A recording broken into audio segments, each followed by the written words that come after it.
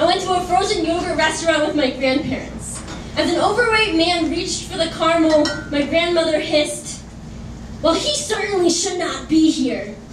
She motioned towards the hip, lime green seats appropriate for someone aged 14 who was the size of someone aged 10 and wondered aloud how his derriere would even fit on the chair.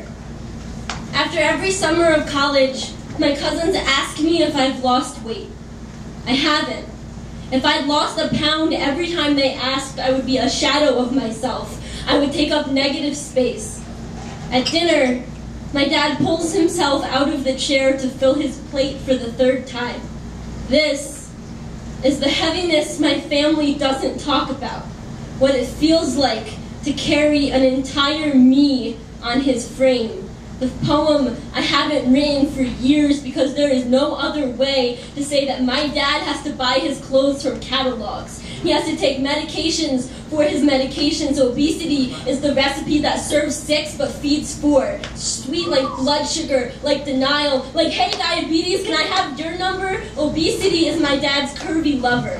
Hidden receipts and dinners for just the two of them, unconditional love that only packaged muffins can supply. Truth, if my dad shed my body from his, he would still be fat.